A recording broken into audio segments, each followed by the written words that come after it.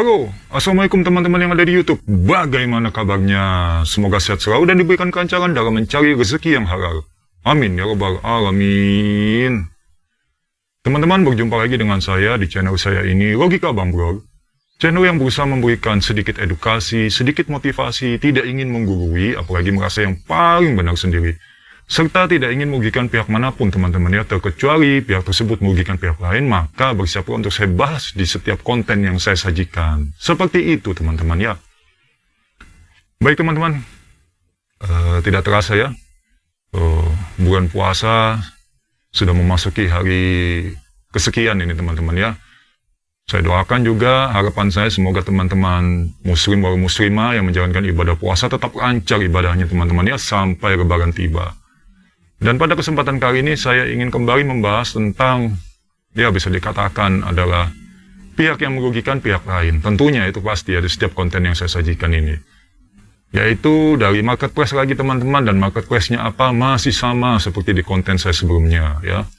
Dan kali ini lagi-lagi pihak yang merasa dirugikan ini adalah penjual teman-teman ya, seller yang bekerja sama dengan marketplace tersebut. Marketplace-nya tetap masih sama, Tokopedia. Nah itu teman-teman ya. Tanpa berlama-lama, saya langsung saja membacakan artikel online yang saya baca yang berkaitan dengan masalah yang ditimbulkan oleh marketplace tersebut atau Tokopedia. Judulnya adalah Tokopedia mempersulit penjual menghadapi komplain dari pembeli. Seperti itu teman-teman judulnya ya. Pada tanggal 30 Maret 2023, toko saya di Tokopedia mendapatkan komplain dari pembeli pada invoice sekian-sekian-sekian. Barang yang dijual adalah satu buah jam tangan merek Seiko. Pengiriman dengan kurir JNE, nomor resi sekian-sekian. Pembeli komplain karena isi dari paket tersebut kosong dengan keadaan paket rusak. Packing rusak teman-teman. Ada JNE di dalamnya teman-teman. Nah, mungkin pada konten saya kali ini berarti ada dua pihak nih yang dianggap merugikan.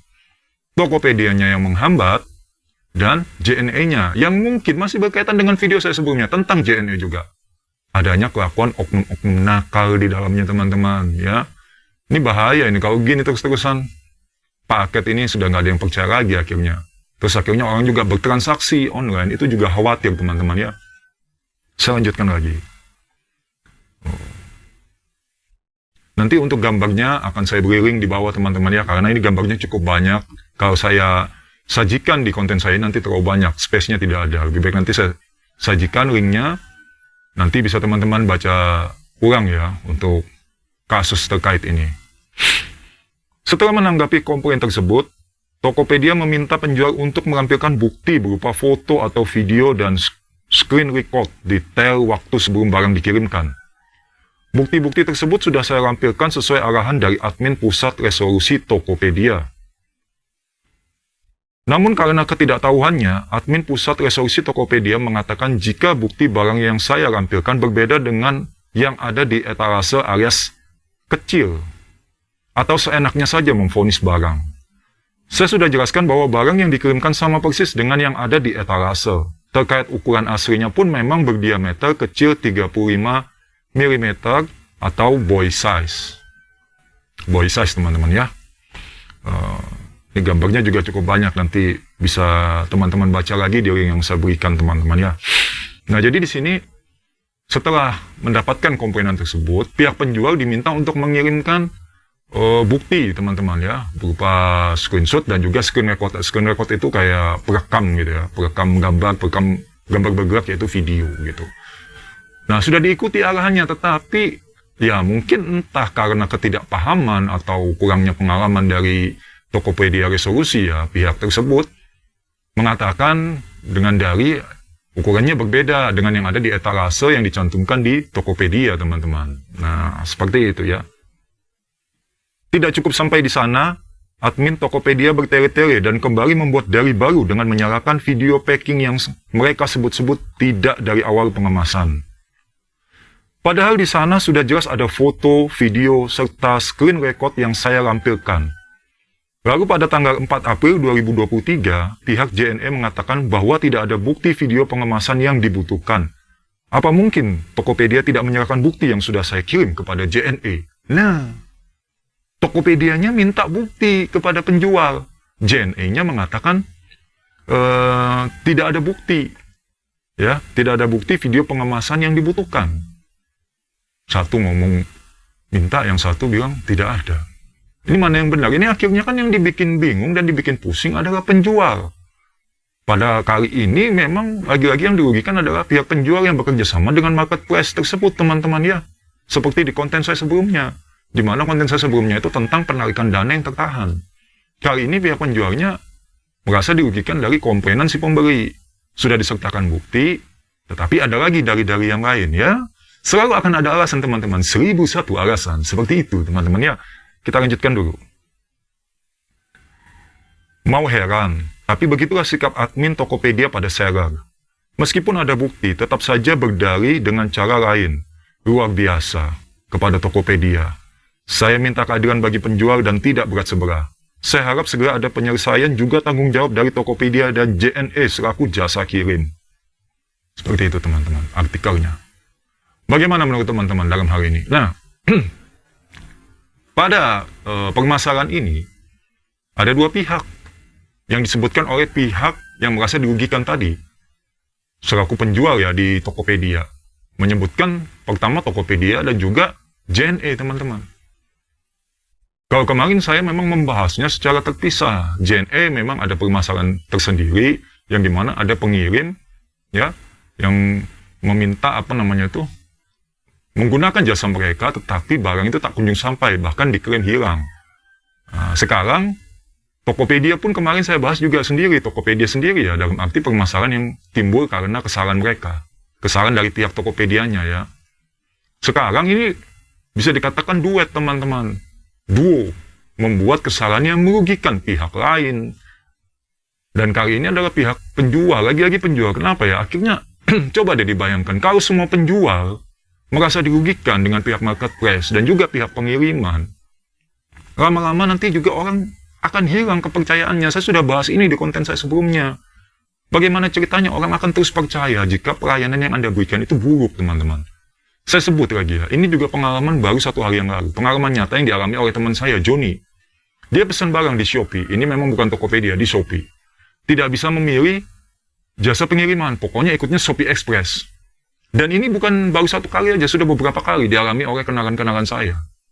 Kemarin Joni ya, sebelum-sebelumnya sudah ada. Setiap paket itu datang, pada hari ini pemilik rumah ya, atau tuan rumah itu lagi ada di dalam. Tidak mengetuk ya, tidak menghubungi by phone, tidak menghubungi by chat.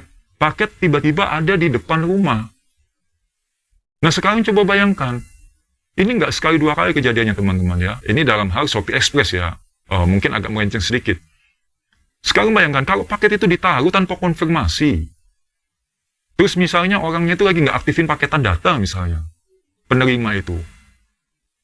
Paketnya hilang ketika dia pulang misalnya. Atau dia keluar rumah paketnya udah nggak ada. Tapi keterangan di aplikasi Shopee, paket telah diterima. Yang menerima siapa? Kalau pada masa dulu ya, setiap orang yang menerima paket, yang saya tahu, itu difoto wajahnya. Dan ditanya namanya siapa. Nanti baru ditulis keterangan paket telah selesai, telah terkirim, ya. Yang menerima adalah si A misalnya, si B, si Joni misalnya, seperti itu. Bahkan kalau misalnya nanti akan ada permasalahan, kurirnya tadi itu sudah punya data teman-teman, berupa apa? Berupa foto yang menerima paket. Karena kan kita tidak tahu paket apa yang dipesan. Sekarang loh, dilempar seperti itu. Karena rumah teman saya, Joni itu ada pagarnya teman-teman. Paket itu tidak di luar pagar memang, tetapi di dalam. Otomatis kan dilempar. Bukan pagar ini teman-teman, saya kasih ilustrasi. Bukan pagar seperti rumah mewah, bukan. Pagarnya itu cuma kecil. Maju sedikit itu udah pintu. Berarti itu jarak pintu dan pagar itu kurang lebih segini. Segini ya, ini pagar, ini pintu. Kan dekat. Tetapi barang itu selalu ada di depan pintu. Nah, itu kalau dimasukkan seperti ini, nggak bisa teman-teman. Yang ada apa? Dilempar. Sekarang kalau misalnya barang itu mudah pecah. Ya. Terus bagaimana kira-kira? Kacau ini teman-teman. Seperti ini ya, kembali lagi ke Tokopedia. Itu tentang yang saya bahas tadi adalah jam tangan teman-teman. Ya. Nah bagaimana kalau misalnya jam tangan itu rusak? Nah hal ini jangan dianggap sepele. Saya pun juga mengangkat ini dalam konten saya. Bukan untuk semata-mata ini jadi bahan konten. Tetapi berusaha memberikan edukasi ya. Kalau mungkin ya mungkin saya katakan insya Allah pihak yang bersangkutan nonton semoga kan terketuk hatinya.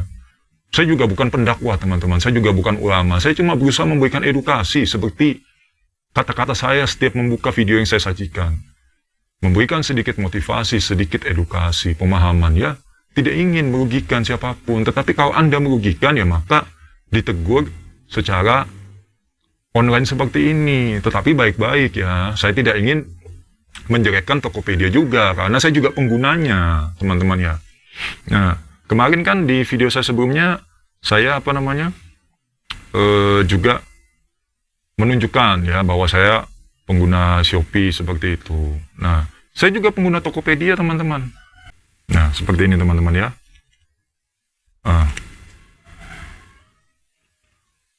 Kelihatan ya? Member saya silver, teman-teman. Silver 2 makan member saya nggak tahu ya. Silver 2 itu yang seperti apa gitu. Tapi saya member. Walaupun belum gold juga gitu.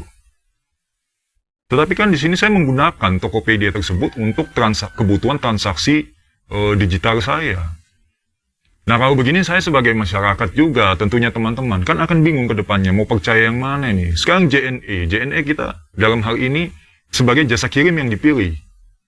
Tiba-tiba seperti itu lagi. Nah, kalau di konten saya sebelumnya kan mengatakan pihak JNE telah mengklaim barang itu hilang dari di mana namanya itu, di warehouse-nya JNE. Sekarang JNE juga terlibat di dalamnya. Packing yang diterima oleh pembeli itu katanya kosong, berdasarkan artikel online yang saya baca ini, teman-teman. Ya, semoga sajalah kita doakan yang terbaik, ya, agar masalah ini juga bisa selesai seperti harapan pihak yang dirugikan tadi ya, pihak penjual ya. Berharap ada tanggung jawab dari Tokopedia dan juga JNE, selaku pihak yang memang bersangkutan dalam proses transaksi online ini, teman-teman ya. Baik teman-teman, begitu saja. Semoga konten yang saya sajikan kali ini membawa manfaat teman-teman ya. Dan saya ucapkan terima kasih kepada teman-teman yang telah menyaksikan video saya ini dari awal hingga akhir. Semoga kuota yang kalian gunakan, kuota di warung kopi, kuota di kafe-kafe tempat kalian nongkrong, dan kuota provider yang kalian gunakan pribadi, selalu membawa manfaat kepada saya dan juga kepada teman-teman Logika Bang Bro tentunya ya. Saya pamit undur diri dulu. Assalamualaikum warahmatullahi wabarakatuh.